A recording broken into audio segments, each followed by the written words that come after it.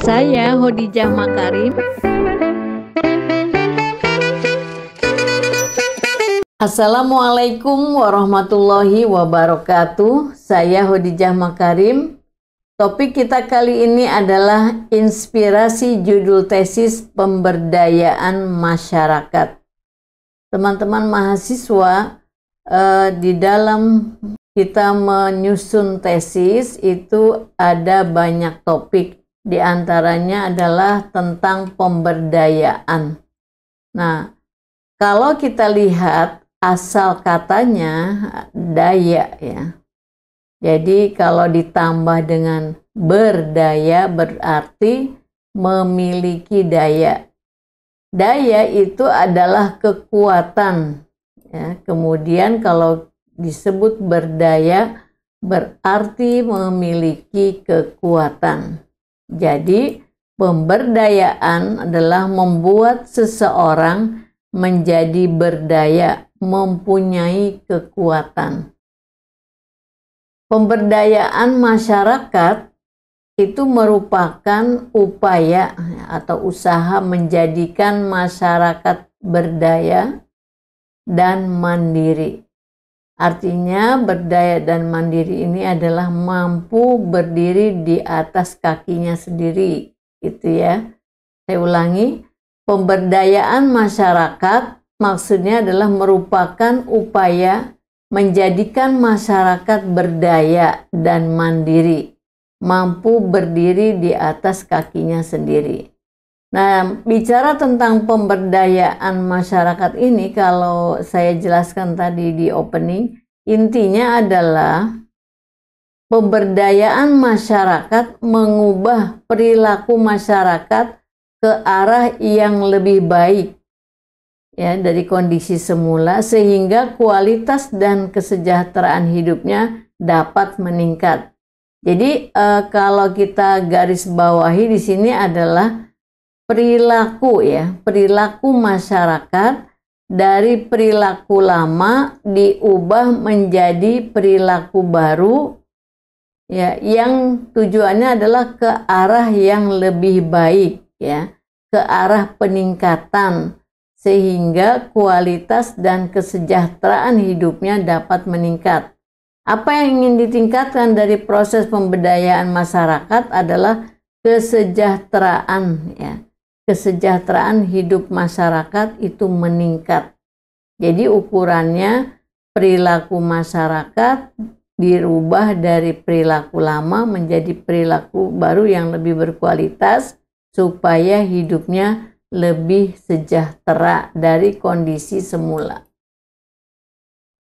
Nah, pemberdayaan masyarakat itu upaya untuk meningkatkan kemampuan dan potensi masyarakat agar mampu memaksimalkan potensinya ya untuk bertahan hidup secara mandiri. Nah, jadi kalau kita lihat yang dimaksud potensi itu adalah segala sesuatu kemampuan yang ada pada setiap individu dari anggota masyarakat itu, kan masyarakat itu adalah kumpulan dari individu-individu disebut masyarakat. Nah, setiap individu itu mempunyai potensi. Potensi itu adalah sesuatu yang belum terlihat. Nah, jadi program pemberdayaan masyarakat itu selain meningkatkan segala sesuatu yang sudah kelihatan, ditingkatkan, dan juga menggali potensi. Jadi itu ya, jadi selain apa yang terlihat, perilakunya yang sudah ada ditingkatkan, tetapi yang belum ada digali. Potensi yang ada pada masyarakat itu digali dengan berbagai upaya tentunya. Untuk apa? Untuk bisa bertahan hidup secara mandiri gitu. Jadi tidak bergantung pada orang lain. Jadi apa yang mereka butuhkan dari masyarakat itu mereka bisa mengadakan sendiri, menyelenggarakan sendiri untuk kehidupannya. Nah, yang dimaksud dengan mandiri dalam hal apa? Ya tentu yang pertama adalah secara ekonomi harus mandiri ya. Kemudian sosial, bagaimana hubungan-hubungan sosialnya, dan kehidupan beragamanya juga dalam budayanya. Jadi secara holistik ya, jadi yang dimaksudkan di dalam pemberdayaan masyarakat adalah SDM dari masyarakat itu secara holistik berubah ya, dari keadaan yang sebelumnya lemah menjadi kuat.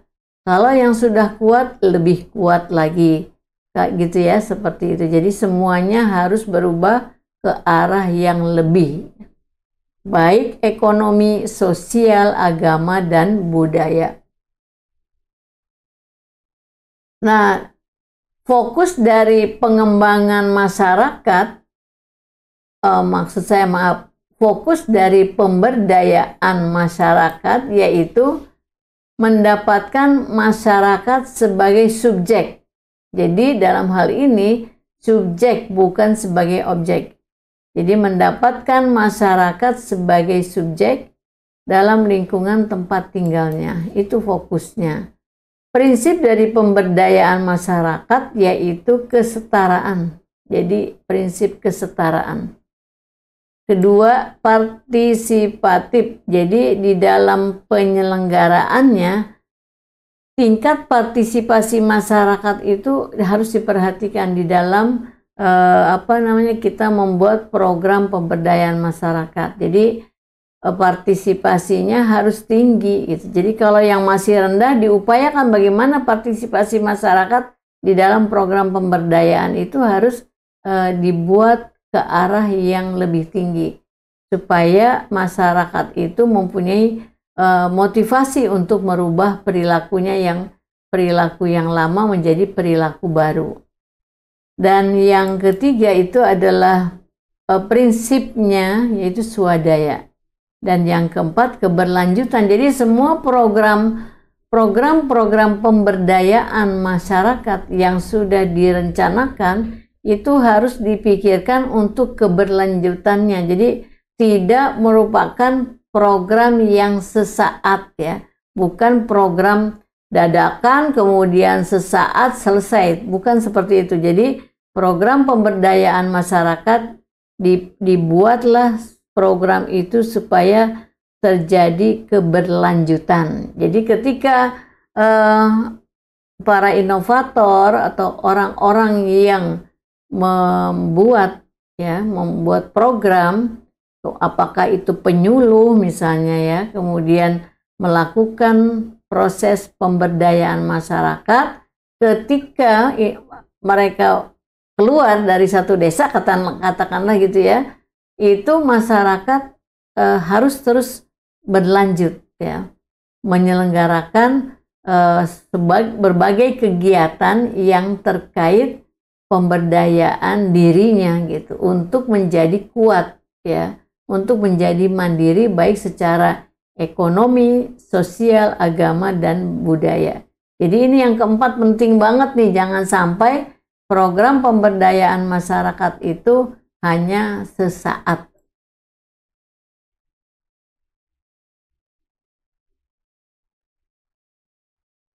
Nah, selanjutnya di dalam pemberdayaan masyarakat itu, kita lihat pemberdayaan masyarakat itu meliputi apa saja. Jadi yang pertama adalah harus diperhatikan masalah-masalah yang berkaitan dengan pemerintahan. Yang kedua, kelembagaannya juga itu harus diperhatikan. Dan yang ketiga adalah yang bisa kita buat program pemberdayaan masyarakat di bidang kesehatan. Dan yang keempat adalah ekonomi masyarakat. Yang kelima di bidang teknologi. Dan yang keenam pendidikan, baik pendidikan luar sekolah, pendidikan formal maupun pendidikan informal ya. Jadi ketahanan di dalam keluarga ya, informal itu kan pendidikan di dalam keluarga. Nah, jadi kalau pemberdayaan masyarakat ini yang dari satu pemerintahan, kedua kelembagaan, kesehatan, ekonomi masyarakat, teknologi, pendidikan, ini adalah hal-hal yang bisa kita perhatikan dalam proses pemberdayaan masyarakat. Nah, selanjutnya adalah teman-teman mahasiswa baik S1 maupun S2 yang sedang akan melaksanakan penelitian yang terkait dengan pemberdayaan masyarakat harus memperhatikan grand teori yang digunakan. Jadi di dalam pembicaraan pemberdayaan masyarakat ini kan masalahnya luas gitu. Dari beberapa bidang studi yang dari rumpun ilmu-ilmu sosial kita bisa bicara penelitian pemberdayaan masyarakat ya. Nah, grand teori pemberdayaan masyarakat itu bisa diambil dari teori yang ada di mata kuliah sebagai berikut. Yang pertama adalah mata kuliah perubahan sosial. Jadi yang grand teorinya ambillah dari mata kuliah perubahan sosial. Kemudian yang kedua psikologi sosial ya. Masalah partisipasi itu banyak dibicarakan, motivasi yaitu di psikologi sosial, interaksi masyarakat dan sebagainya. Kemudian ilmu penyuluhan pembangunan. Nah, di dalam ilmu penyuluhan pembangunan, bagaimana upaya para penyuluh pembangunan, apakah pembangunan di bidang pertanian maupun non-pertanian, itu mengupayakan bagaimana pemberdayaan masyarakat itu konsepnya itu menjadi jelas. Di antaranya adalah tadi kesetaraan dan keberlanjutan dari program pemberdayaan masyarakat.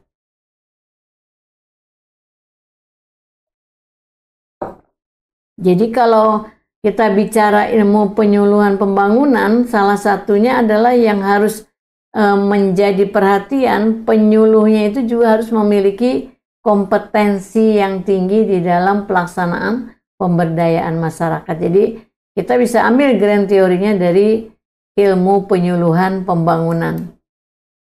Yang keempat tentu saja tidak terlepas dari hal yang berkaitan dengan pemberdayaan masyarakat ada ilmu komunikasi pembangunan. Karena kita akan mengkomunikasikan program kepada masyarakat. Kenapa ilmu komunikasi diambil juga sebagai grand teori? Kan kita akan bertemu dengan masyarakat, berarti ada komunikasi interpersonal. Lalu memberikan petunjuk, memberikan penyuluhan di dalam kelompok-kelompok kerja misalnya. Apakah kelompok sosial, kelompok tani dan sebagainya, kelompok nelayan. Berarti kita akan berkaitan dengan komunikasi kelompok gitu ya.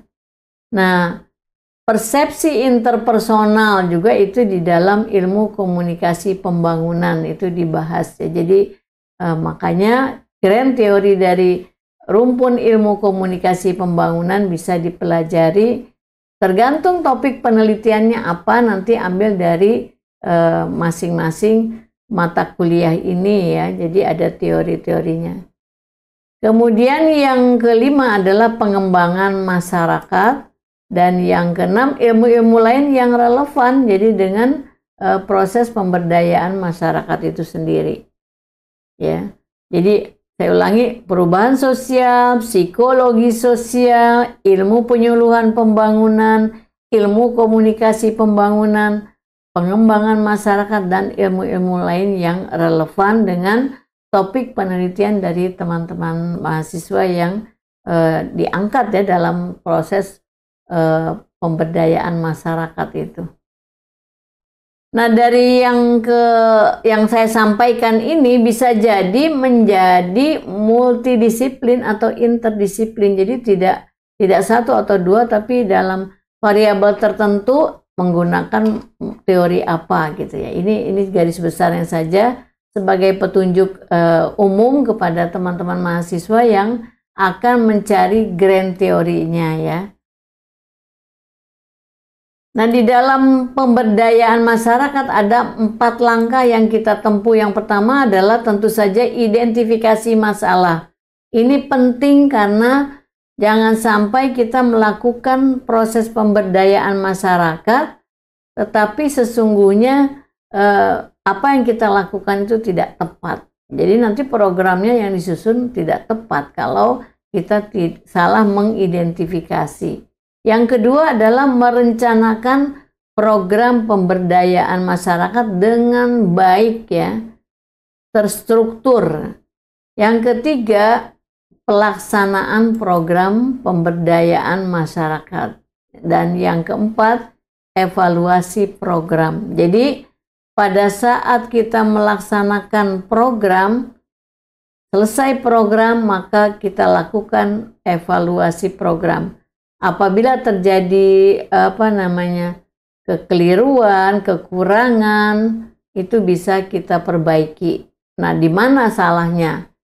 Jadi kalau misalnya apakah salah mengidentifikasi, apakah programnya yang kurang tepat, atau proses pelaksanaannya. Jadi bisa jadi evaluasi program itu ketika ditemukan masalah, ada pada masalah yang mungkin salah mengidentifikasi, mungkin di sini, mungkin di tahap ketiga, ya. Tapi kalau identifikasinya sudah bagus, sudah tahapannya baik, benar, kemudian perencanaan program pemberdayaan masyarakatnya dibuat sedemikian rupa dengan melibatkan berbagai pihak yang berkompeten di dalam program tersebut, kemudian pelaksanaannya juga sesuai dengan yang direncanakan, insya Allah di dalam evaluasi programnya dinyatakan bahwa pemberdayaan masyarakat yang kita laksanakan berhasil gitu ya.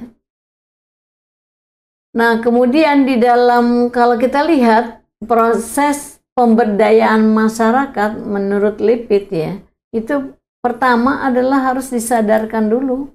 Masyarakat itu harus diberikan kesadaran dulu bahwa mereka membutuhkan sesuatu yang berubah. Berubah dari perilaku lama yang kurang sejahtera menjadi perilaku baru yang lebih sejahtera. Contohnya itu ya. Perilaku lama yang salah misalnya di dalam penggunaan teknologi dalam bertani, bernelayan, ataupun apapun itu. Nah, yang salah apa? Nanti diperbaiki. Semua, pokoknya perilaku-perilaku yang lama harus berubah menjadi perilaku baru. Yang kedua, menunjukkan adanya masalah.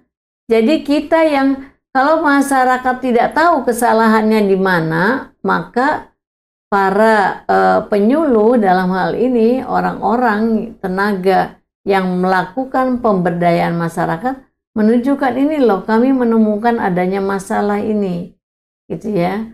Makanya terjadi kesalahan di dalam, sampaikan apa kesalahannya, kemudian kita akan masuk ke tahap ketiga, yaitu membantu pemecahan masalah. Itu ya menurut Lipit ya. Kemudian yang keempat, menunjukkan pentingnya adanya perubahan.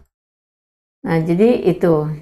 Dan yang kelima, melakukan pengujian dan demonstrasi. Kemudian kalau sudah selesai, kita lakukan publikasi dan informasi. Dan yang berikutnya adalah melaksanakan proses pemberdayaan masyarakat. Nah, baik teman-teman mahasiswa, karena tadi judulnya adalah inspirasi judul tesis, maka ada beberapa yang ingin saya sampaikan, tapi intinya adalah pemberdayaan masyarakat itu tadi yang saya jelaskan ya.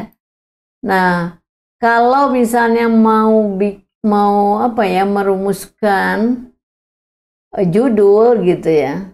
Kalau untuk S1 kan kebanyakan kelihatan tuh variabel X-nya, variabel Y-nya, tapi kalau untuk tesis biasanya variabel itu nanti diungkapkan di dalam proposalnya. Jadi judulnya tidak terlalu mencerminkan berapa variabel gitu ya. Variabel dijelaskan di dalam proposalnya. Nah, yang pertama pemberdayaan masyarakat miskin perkotaan ya. Dan misalnya kalau mau ditunjukkan, misalnya studi kasus di mana. Yang kedua, contoh judulnya adalah pemanfaatan dana desa dalam upaya pemberdayaan masyarakat. Ya. Ini yang dipersoalkan adalah bagaimana memanfaatkan dana yang tersedia untuk pemberdayaan masyarakat di mana. Gitu. Yang ketiga, pemberdayaan masyarakat dalam kewirausahaan. Nah, ini bisa dilihat potensi masyarakat itu berwirausaha apa misalnya. Kalau misalnya masyarakat itu sebagian besar adalah misalnya menanam pisang, itu kan bisa, salah satu contohnya ya memberdayakan masyarakat untuk menjadi pengrajin makanan yang terbuat dari pisang, misalnya apa, selai pisang, keripik pisang, macam-macam lah yang terbuat dari pisang, contoh saja. Ya, kemudian yang keempat, proses pemberdayaan masyarakat melalui usaha pembuatan keripik pisang. Itu tadi ya saya contohkan yang ketiga dan keempat, ya. Ya, macam-macam. Kalau ada juga misalnya proses pemberdayaan masyarakat melalui usaha pembuatan keripik rambak misalnya, ya. Tergantung apa yang bisa dikembangkan di desa masing-masing. Jadi potensi yang tadi saya jelaskan di awal, kita sebagai orang yang akan memberdayakan masyarakat sudah mengenali lebih dulu potensi dari masyarakat itu, potensi dari desa itu, apa yang bisa kita kembangkan. Yang kelima, pemberdayaan masyarakat melalui pengembangan desa wisata. Selanjutnya yang keenam, strategi pemberdayaan masyarakat dalam usaha apa misalnya. Jadi saya sampaikan depannya saja nih, strategi pemberdayaan masyarakat dalam usaha apa misalnya. Kemudian yang ketujuh, pemberdayaan masyarakat berbasis pendidikan kesejahteraan keluarga, pemberdayaan kesejahteraan keluarga. Jadi PKK ya. Yang kedelapan, pemberdayaan masyarakat melalui pengelolaan sampah. Dan yang kesembilan, pemberdayaan masyarakat dalam menanggulangi anak jalanan. Jadi masalah-masalah yang berkaitan dengan masalah anjal ya, anak jalanan ini banyak sekali. Jadi misalnya anak-anak yang masih di bawah umur itu sudah banyak menjadi misalnya pengamen, menjual makanan dan lain-lain di jalanan. Nah, bagaimana memberdayakan mereka untuk tidak di jalan lagi, tetapi mereka diberi diberi penyuluhan untuk melaksanakan pendidikan sesuai dengan umurnya, ya. Misalnya ada melalui berbagai cara, bekerja sama dengan rumah singgah misalnya. Jadi masalah-masalah anak jalanan itu dipelajari dulu, kemudian bagaimana kita memberdayakan mereka. Jadi yang nomor 9 ini adalah pemberdayaan masyarakat dalam menanggulangi anak jalanan. Jadi yang diberdayakan adalah masyarakat yang terdiri dari orang dewasa dalam rangka menanggulangi masalah anak jalanan gitu ya. Yang ke-10, pemberdayaan masyarakat dalam meningkatkan kesejahteraan petani di desa apa gitu. Nah, jadi kalau saya sampaikan tadi grand teorinya itu bisa dilihat apa yang mau kita bahas ya. Seperti kalau kita lihat nomor 9 ya, pemberdayaan masyarakat dalam menanggulangi anak jalanan, berarti itu ada teori psikologi sosial, ada teori perubahan sosial, ya. Kemudian teori yang berkaitan dengan ilmu komunikasi itu bisa diambil. Ya, tergantung apa topik yang kita sampaikan.